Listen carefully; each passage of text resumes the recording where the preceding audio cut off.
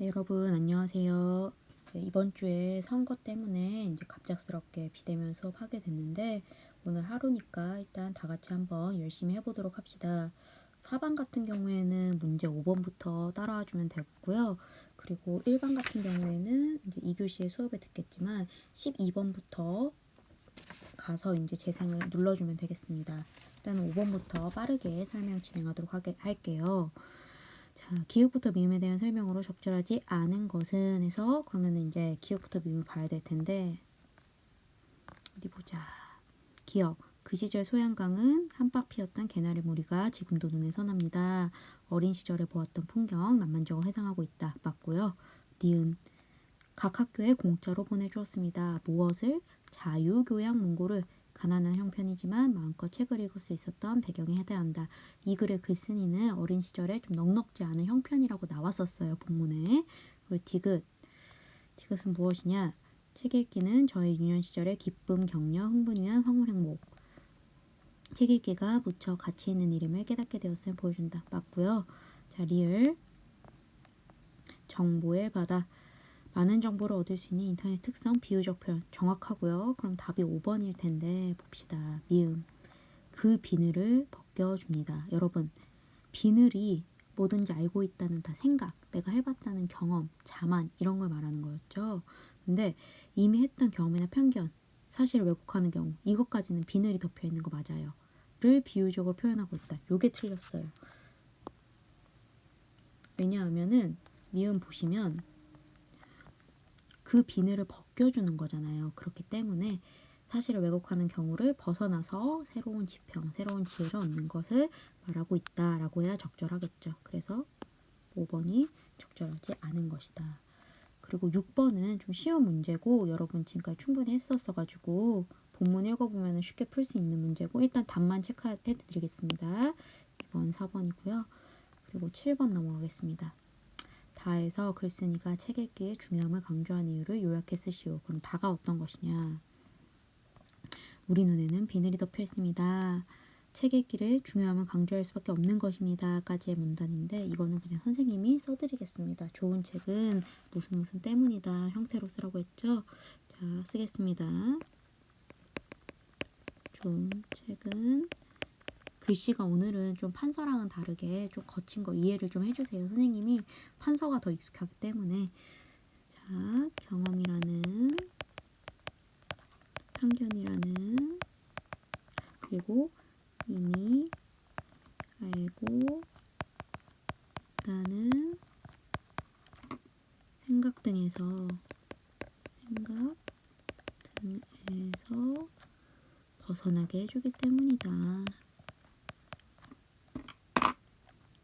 이렇게 해주기 때문이다. 여기까지. 이렇게 써주시면 되겠습니다. 그리고 8번부터 볼게요. 이제 가부터 마에 대한 설명으로 적절하지 않은 것은 청소년기에 독서가 부족한 까닭을 알 수 있다. 이유를 알 수 있다. 그랬는데 가를 보시면 지금은 어렵게 어린 시절을 보낸 사람들이 과거보다 적어 보입니다. 변하지 않는 게 하나 있습니다. 어떤 시대나 예민한 청소년기에는 늘 모자람을 느낀다. 부족한 게 있다. 그래서 외롭다 해서 청소년기에 외로움을 느끼는 까닭은 나와 있지만 쭉 읽어보시면 아시겠지만 독서가 부족한 까닭은 전혀 나오지 않습니다. 그렇기 때문에 1번이 답이고 2, 3, 4, 5번은 그렇게 어렵지 않게 여러분이 적절하다고 판단하실 수 있기 때문에 넘어가겠습니다.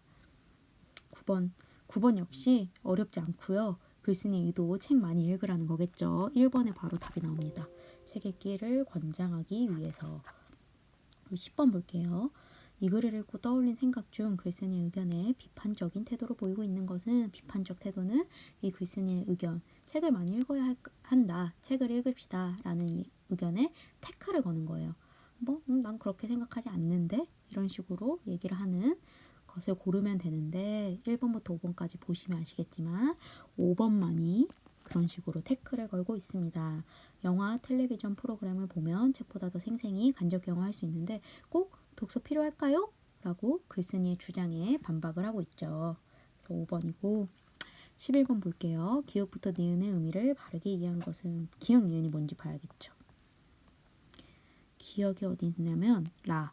우리의 눈에는 비늘이 덮여 있습니다. 그리고 니은은 신봉사가 눈을 번쩍 뜨는 것입니다.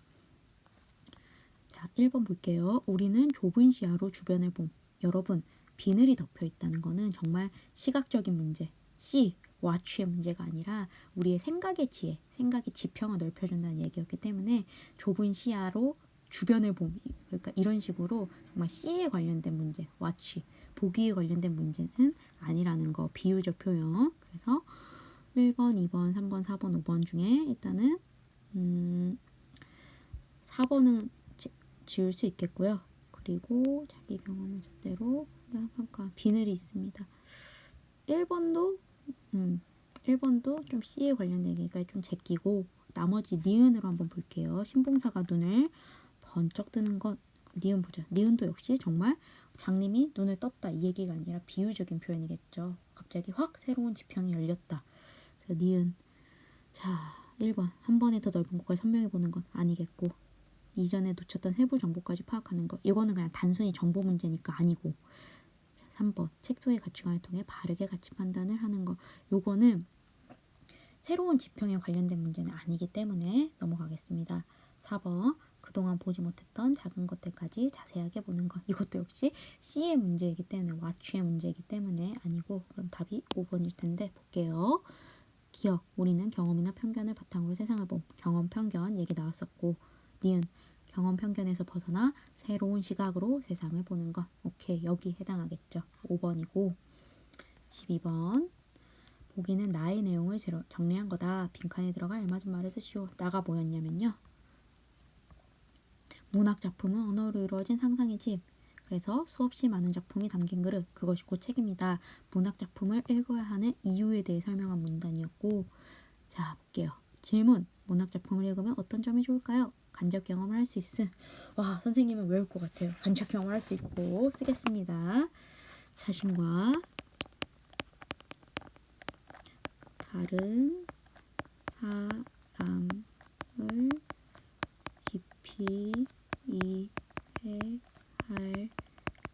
수 있음. 이거 한 줄 적어주시고 자신, 다른 사람 둘 다 들어가야 된다는 거 꼭 기억해 주시기 바랍니다. 그리고 나머지는 읽어보시고 성숙한 시민. 13번. 디귿의 문맥적 의미로 가장 적절한 거. 디귿이 뭐였냐면요. 길입니다. 길. 책 속에 길이 있다의 길. 이거 선생님이 계속 얘기를 했죠. 길의 상징적인 의미, 바람직한 삶의 방향. 2번 체크해 주시고 14번 A부터 E를 바꾸어 쓴 걸로 적절하지 않은 거 보겠습니다. A. 자신의 삶에서 모자라 부족한 부분 채워나갈 수 있다. A. 청소년기에 느끼는 결핍 체험을 충분할 수 있다. 맞는 얘기. B. 다른 이들의 고통을 어루만질 줄 아는. 아이고 잠시만요.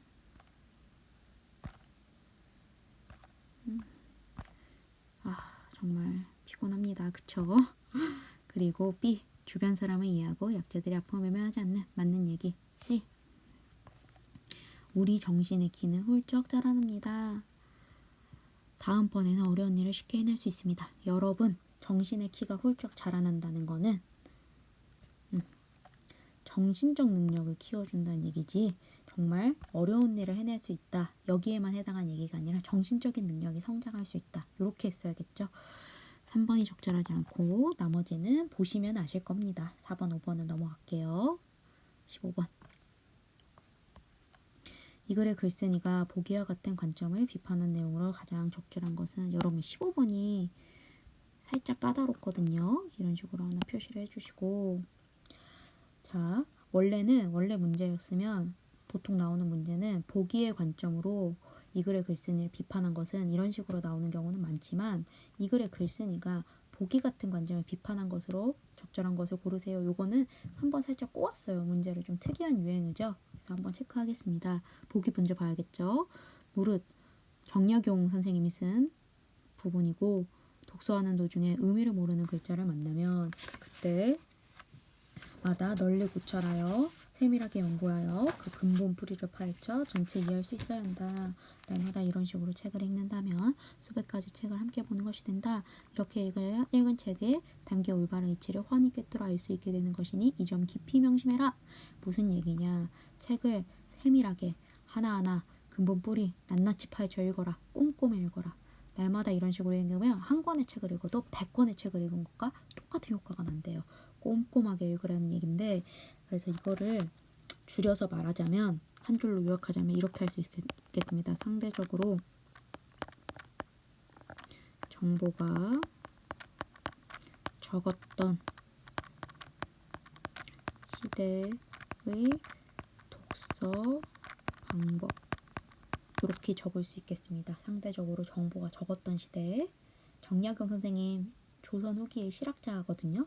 그러니까 당장 지금 정말 이제 본인이 평생 읽으셨던 가질 수 있었던 책의 양이 지금 중경고 도서관에 있는 책의 양보다 훨씬 적었을 겁니다. 정약용 선생님 지금 중경고 도서관만 오셔도 기절하면서 너무 좋아하실 겁니다. 이렇게 공부할 게 많다니.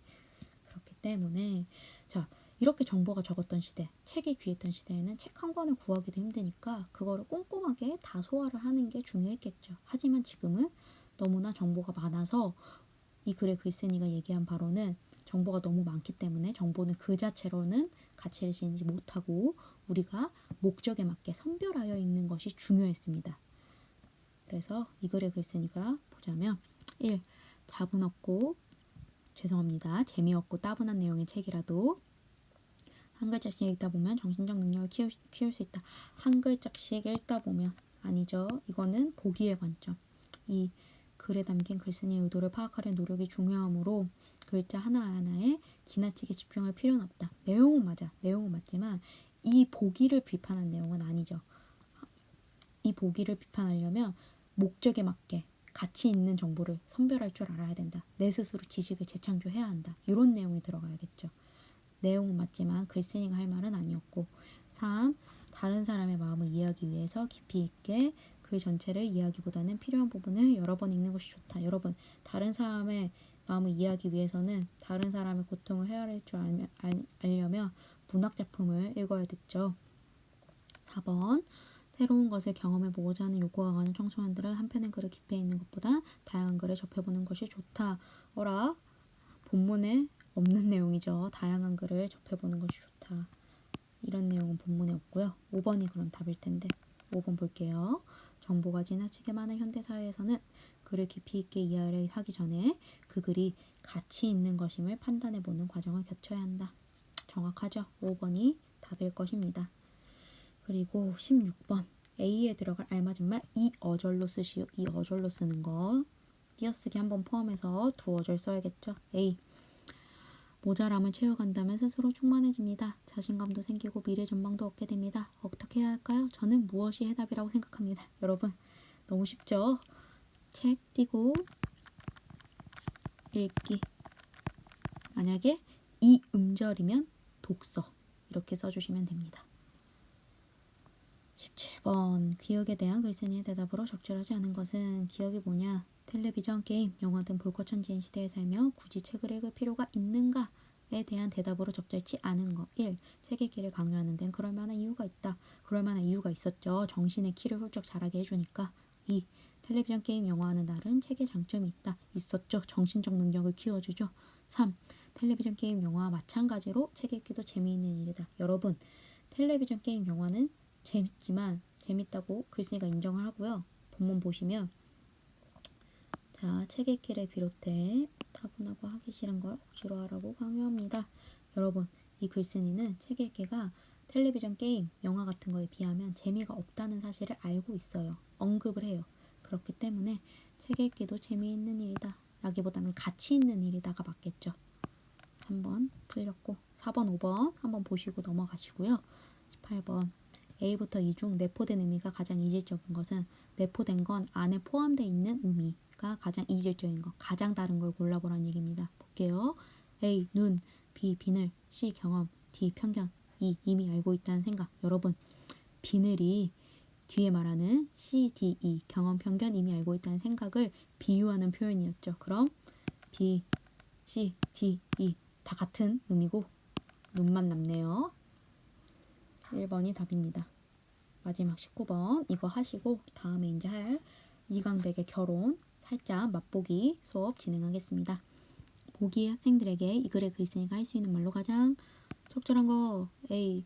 반 학생들은 진로나 관심사가 비슷한 친구들끼리 모둠을 구성해 진로나 관심사에 대한 책을 찾아 읽고 모둠 토의를 하려고 한다. 이 글에 글쓴이는 그럼 야 너희 목적에 맞게 어떤 내용이 의미 있고 가치 있는지 스스로 찾아보렴 이라고 얘기를 하겠죠.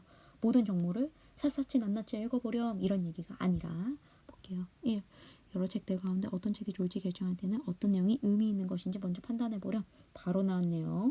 1번이 답이겠고 여러분 2번, 3번, 4번, 5번은 이 글쓴이가 하지 않은 내용이나 아니면은 완전 틀린 내용을 담고 있으므로 2, 3, 4, 5번은 여러분이 한번 보시기를 바라겠습니다. 여기까지 문제풀이 완전히 끝났고요.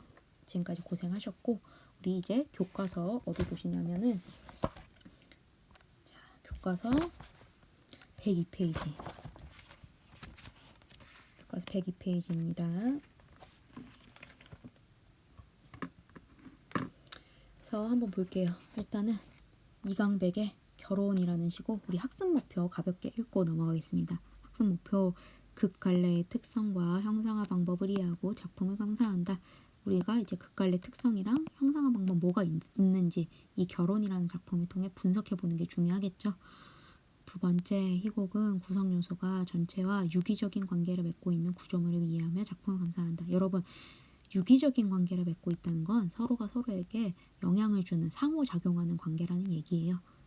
희곡의 구성 요소가 전체랑 서로 소통하면서 관계를 맺고 있는 구조물임을 이해하면 좋을 것 같습니다. 그래서 영역 목표 볼게요. 주변 사람들과 문학 작품을 공유하고 소통하며 공동체의 가치를 되돌아본다 라는 것이 있습니다. 그래서 생각 열기는 넘어가 주시고 알아두기 한번 볼게요. 극갈래의 개념과 특성 중요하겠죠. 자, 극갈래는 자, 선생님이 지금 형광펜으로 바꿨죠. 이 형광펜으로 하는 거 밑줄 교과서에 똑같이 칠게요. 서사갈래와 마찬가지로 밑줄 인간의 삶과 갈등을 형상화하는 문학갈래 다. 하지만 극갈래는 서사갈래와 달리 이야기를 전달하는 서술자 없이 등장인물의 대사와 행동으로 인물의 심리와 성격을 드러내고 관객들에게 사건 전개 영상을 직접 보여준다. showing이에요. showing. 영어로 치면 이처럼 극갈래는 자 이야기를 지금 진행 중인 사건으로 전달. 지금 눈앞에서 생생하게 4K, 8K로 벌어지고 있는 일이에요. 때문에 자 서사갈래보다 현장성이 강하다. 당장 눈앞에서 펼쳐지고 있는 이야기니까 당연히 그렇겠죠. 그러나 영화로 상영되거나 무대로 상영되는 것을 전제로 하므로 자 무대에서 상영되는 것을 전제로 하므로 장면 구현의 제약을 받기도 한다. 왜냐하면 어쨌든 장소는 영화 같은 것보다는 딱 영화로 상영되는 게 아니라 소설보다는 그리고 서사갈래보다는 그런 서사갈래보다는 서사갈래는 우리가 쓴다고 하면은 솔직히 딱 한 줄로 바꾸면 되잖아. 예를 들면은 나 영화관에 갔다. 그리고 식당에 갔다. 이런 식으로 그냥 줄글로 해가지고 여러분이 다음 줄에 바로 장소를 바꿀 수 있어요. 근데 눈앞에서 당장 생생하게 펼쳐지는 이 현장성 강한 극갈래는 지금 영화관에 갔다, 식당에 갔다 하면은 그에 맞는 소품도 해야 되고 그리고 어쨌든 장소는 하나로 정해져 있고 그런 상황이기 때문에 장면 구현에 제약이 있습니다. 한국문화의 극갈래에는 자 예시가 있는데 이거 밑줄만 칠게요. 민속극, 인형극, 드라마 데모, 시나리오, 희곡 등이 있다. 두 번째, 희곡의 구성 요소와 형상화 방법. 자, 희곡은 자 밑줄 칠게요. 극의 첫머리에서 기본 내용을 설명하는 해설, 해설의 개념, 그리고 등장인물의 말에 해당하는 대사. 대사는 쉽죠. 등장인물의 말에 해당하는 대사. 그리고 등장인물의 행동이나 무대 상황을 지시하는 지시문으로 구성된다. 예를 들면은 야, 너 뭐야? 이건 대사. 근데 그 너 뭐야? 앞에 괄호 치고 깜짝 놀라는 표정을 지으며 너 뭐야? 이러면 그 깜짝 놀라는 표정을 지으며 괄호 친 부분이 지시문에 해당하겠죠. 그리고 해설은 이제 첫 머리에서 시곡 시작하기 전에 무대 장치는 어떤 게 있고, 뭐 조명이 하나가 외로이 비추고 있다. 뭐 등장인물 누구 누구 누구 누구. 배경은 뭐 1964년 현대 서울 이런 식으로. 작가는 이러한 구성 요소를 유기적으로 조직하여 자신이 표현하고자 하는 주제를 형성한. 여기까지 밑줄 치겠습니다.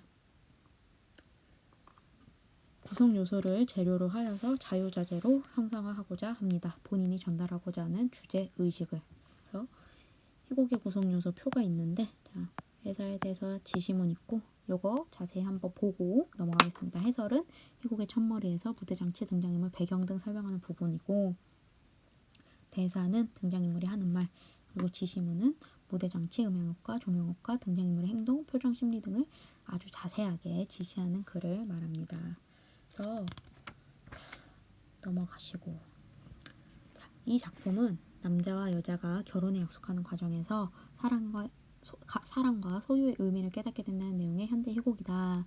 이 작품에 드러난 극갈래의 특성과 형상화 방법에 주목하여 작품을 감상해보자. 여기서 이제 여러분, 사랑과 소유의 의미를 깨닫게 된다는 내용이래요. 요거에 집중해서 봐야겠죠. 과연 이 결혼이라는 작품에서 등장인물이 사랑과 소유의 의미를 깨달았는데, 그 깨달은 게 어떤 내용이냐, 이게 중요할 겁니다. 그래서 결혼이고요. 이강백 극작가의 글이고, 이 이강백이라는 사람은 굉장히 이제 우리나라 이제 희곡 역사에 굉장히 중요한 위치를 차지하고 계시고, 유치진 극작가와 더불어 모의고사나 수능 등의 희곡이 나온다 하면은 이분께 많이 출제가 됩니다. 그렇기 때문에 여기 이강백이라고 이제 그림 그려져 있는 부분 있죠. 여기에 이제 어디에 밑줄 치냐면, 사회생활 상황을 상징적 우화적 방법으로 풍자. 풍자는 비판을 하는데 직접적으로 비판을 하는 게 아니라 한번 꼬아서 웃기게, 하지만 뼈가 있게 비판을 하는 겁니다. 그런 게 이제 대표적인 특징이라는 것만 한번 알아두고 내용 진행해 보겠습니다. 앞부분 줄거리. 남자가 등장하여 한 사기꾼의 이야기가 쓰인 이야기책을 관객 앞에서 낭독한다. 이야기책 속의 사기꾼은 외로움에 지쳐 결혼하고 싶지만 빈털털이다. 그는 부자로 보이도록 저택, 모자, 넥타이, 호사스러운 의복, 건장한 하인을 빌린다. 그러나 빌린 물건은 제각기 정해진 시간 동안에만 사용할 수 있다는 조건이 붙는다. 남자는 이야기 속의 사기꾼이 되어 맞선을 보기로 한다. 남자는 여자를 만나자마자 청혼하고, 여자는 갑작스러운 청혼에 놀란다. 정신이 좀 드십니까? 여전해요. 미소를 짓고. 지시문이죠. 익숙해지면 좀 나을 겁니다. 저는요, 솔직히 말씀드려서 당신이 이렇게 부자라고는 꿈도 못 꿨고, 정보에 알려주신 대로 찾아왔더니 이건 너무 어마어마한 저택이잖아요. 문 앞에서 저는요, 한참이나 망설였어요. 여러분, 색깔을 좀 핑크색으로 바꿀까요? 저는요부터 솔직히 말씀드려서 한참이나 망설여까지 하고, 그리고 어마어마한 저택, 여기에 밑줄 한 번만 칠게요.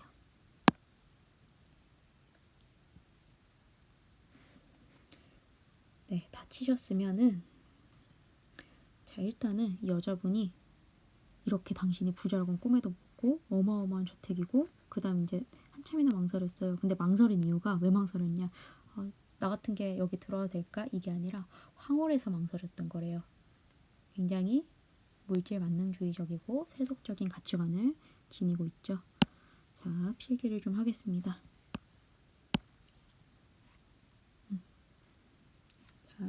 일단 어마어마한 저택은 물질적인 부를 상징하고요. 물질적인 부를 상징하고, 또 이 전체적인 거는 여자가 생각하는 결혼의 조건에 해당할 겁니다. 어마어마한 저택과 같은 물질적인 부는. 그리고 이 전체 문장은 여자가 결혼에 대해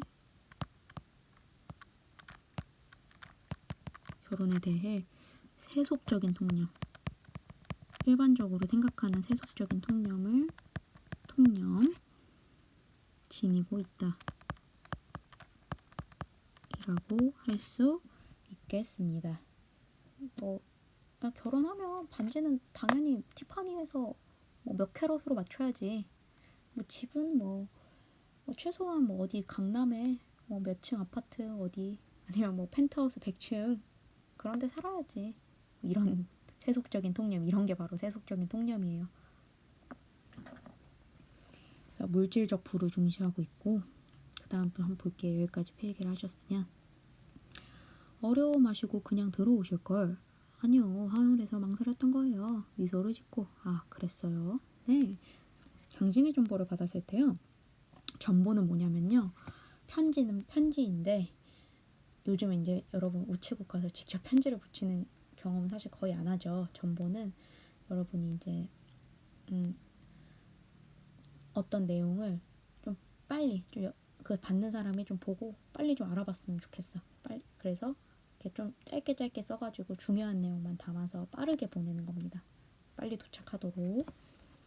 저희 어머님 말씀하셨답니다. 얘야 어서 가봐라. 가봐서 빈털터리 같거든 그지 같거든 아예 되돌아오고 상종도 하지 마라. 부자거든 꼭 붙들어야 한다. 자 여기에 괄호 한 번만 칠게요. 어머니가 말씀하시는 거죠. 어머니가 말씀하시는 결혼의 조건이죠. 그래서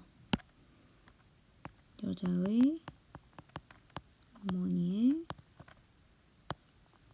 모습에서 물질적 해속적 가치관을 엿볼 수 있음. 이렇게 적어줍시다. 여자의 어머니의 모습에서 물질적 세속적인 가치관을 엿볼 수 있다.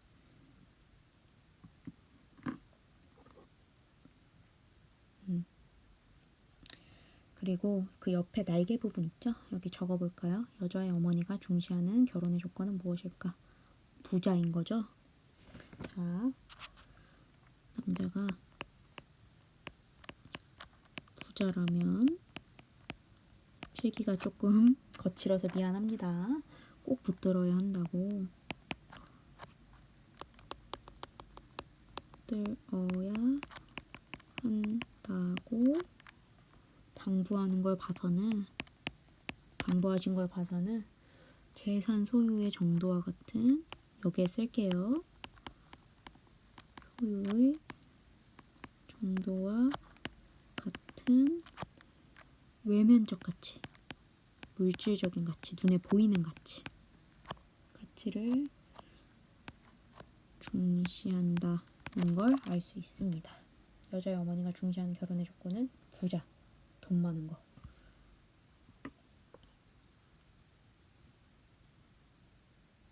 날개 부분에 그렇게 적어주세요.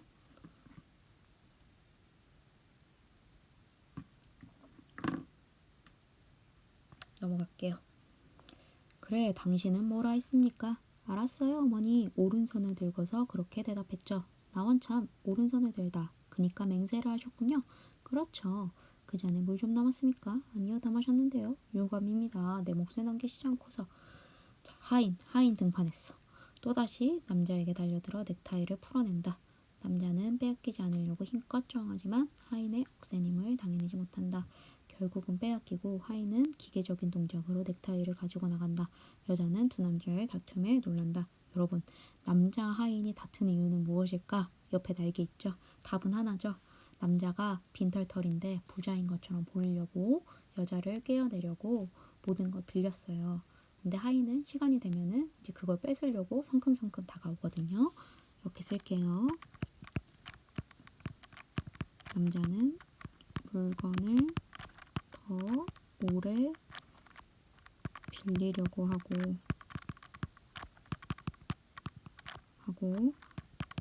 하인은 시간이 다 된 물건을 회수하려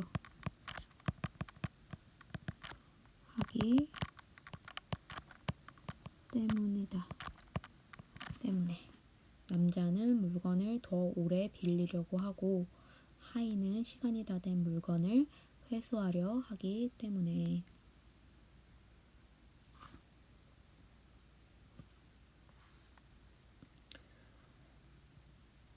보자. 그래서 넥타이 뺏겼어. 왜들 그러시죠? 씩씩거리면서 웃고 있다. 지문. 이번엔 넥타이가 내 목에서 떠나갔습니다. 이해하지 못하겠다는 뜻이. 예? 뭐 놀랄 게 못됩니다. 그저 시간이 지난 것뿐이니까요. 여러분, 형광펜을 좀 쳐볼게요. 어디에 지시냐면요. 자, 넥타이가 내 목에서 떠나갔습니다의 형광펜. 또 뭐 놀랄 게 못됩니다. 그저 시간이 지나간 것뿐이니까요. 형광펜.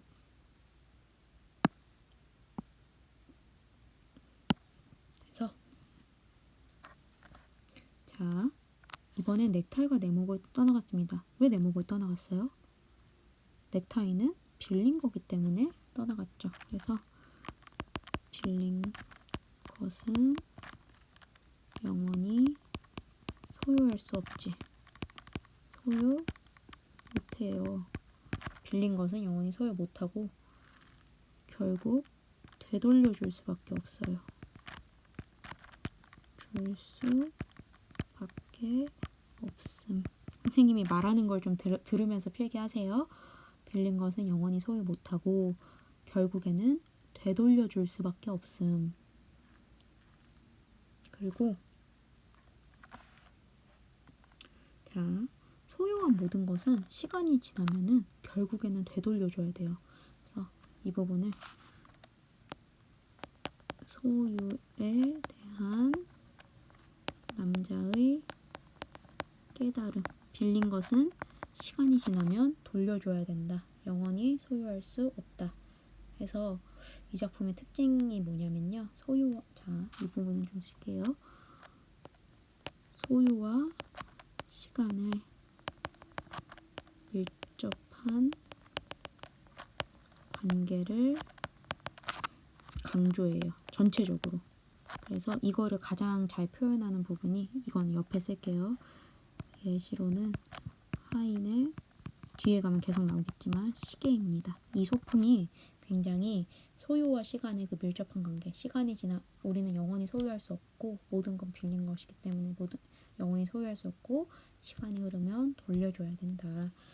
그래서 하인의 시계는 소유와 시간의 관계를 부각시키기 위한, 강조하기 위한 한 형상화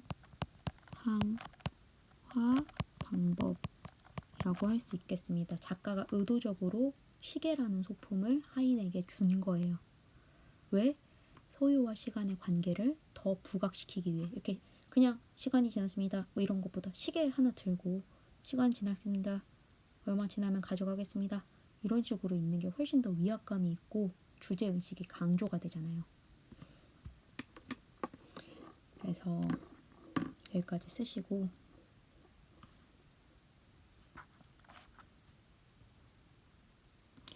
자, 겸연쩍은 듯 바라보고 있는 여자의 관심을 돌리려고. 그건 그렇고요. 당신 어머니 퍽 재미난 분이시군요. 나는 깊은 관심을 갖게 됐어요. 당신의 어머니에 대해 그 맹세를 시키셨다는 어머니. 어떤 맹세인지 아까 봤죠? 부자랑 결혼해라. 어떤 분인지 더 듣고 싶습니다. 어떠신가요? 어머니 성품이 너그러우시다든지 왜 그렇게 쳐다만 보십니까? 넥타이를 그것엔 관심 없습니다.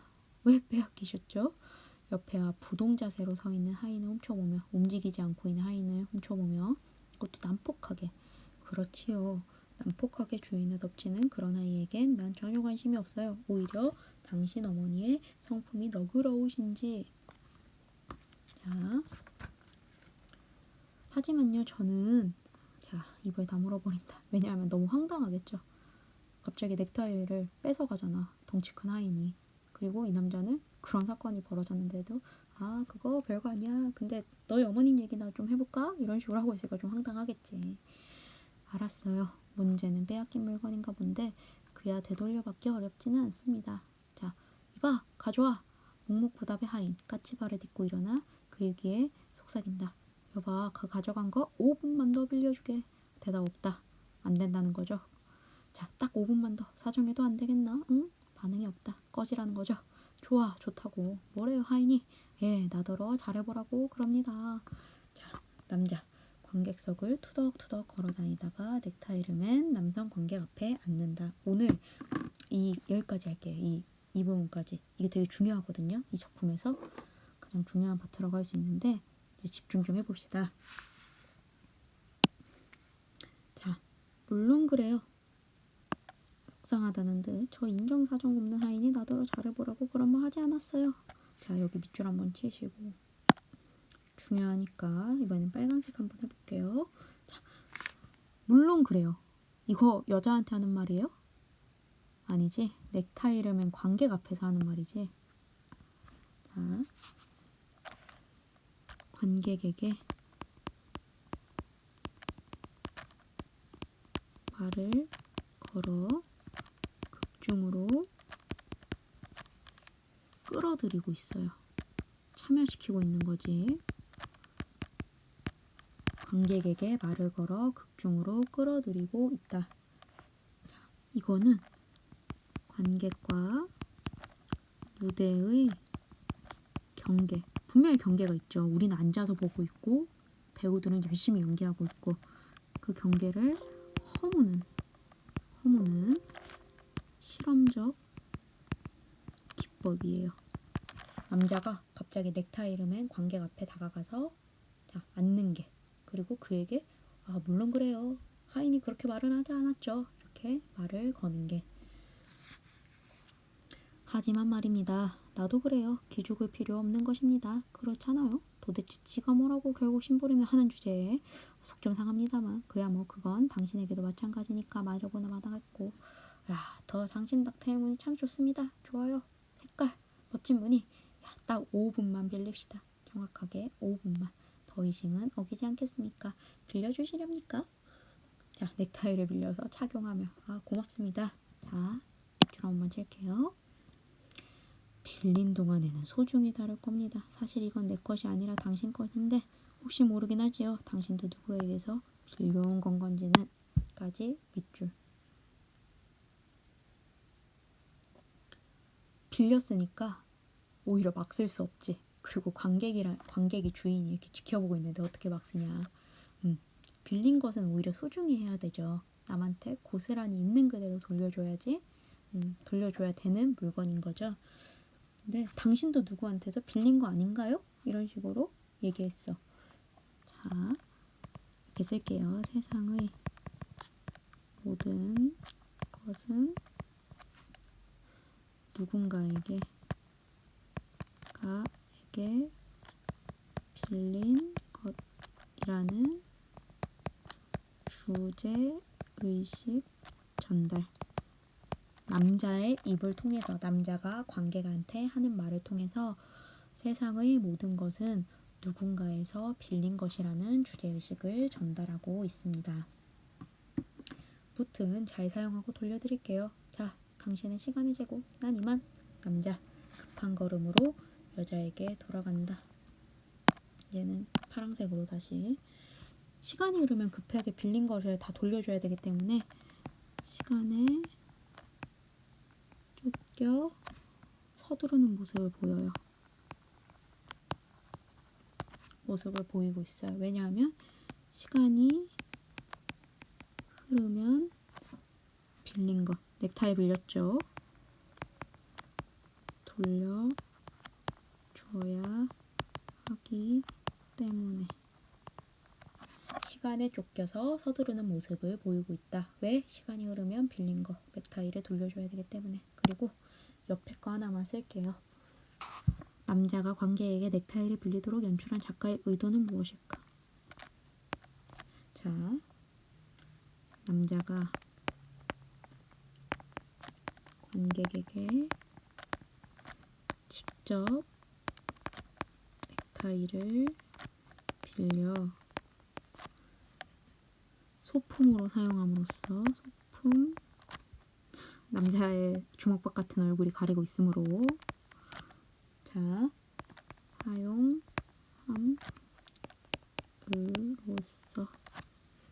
소품으로 사용함으로써 어떻게 한다? 관객을 크게 참여시킨다. 참여시킴. 남자가 관객에게 직접 넥타이를 빌려서 소품으로 사용함으로써 관객을 극에 참여시킨다. 관객을 극중으로 끌어들인다. 그러면 관객은 더 이상 극에 더 집중을 하게 되겠죠. 더 이상 이제 딴짓을 할 수가 없어. 뭐 딴짓하려고 연극 보는 사람은 없겠지만, 왜냐하면 내가 이미 그게 일부거든. 네, 여기까지 오늘은 하시고요. 이제 다음 시간에 선생님이 이 작품에서 이 결혼에서 관객의 역할이랑 그 효과 추가적으로 말씀을 드리고 계속 진도를 나가보겠습니다. 여러분 오늘 갑작스러운 비대면 수업인데 잘 참여해줘서 너무 고맙고요. 우리 다음 시간에는 이제 얼굴 보면서 하하호호 웃으면서 한번 수업 진행해 보도록 하겠습니다. 모두 고생하셨습니다. 안녕.